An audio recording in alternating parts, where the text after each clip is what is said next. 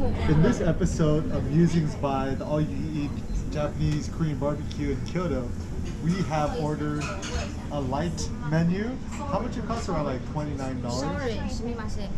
It's about $29 for all you can, $23 for all you can eat. It's essentially Korean. We got about 90 minutes, 60 minutes, so we have to go ham. So what we've ordered is, we'd ordered beef tongue or belly or something like that.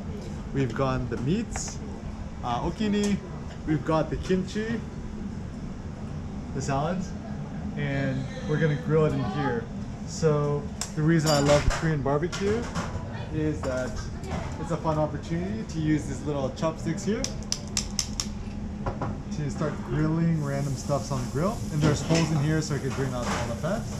And now that I know that Japan has all you can eat Korean barbecue, I know that I could live in this country for the rest of my life and feel like I'm not missing out. And look at all the deliciousness. And also comes with these nice little power scissors here, just in case you want to start cutting some friends. And so we're gonna have some nice food. Wish you were here with us. And look at all this yummy food.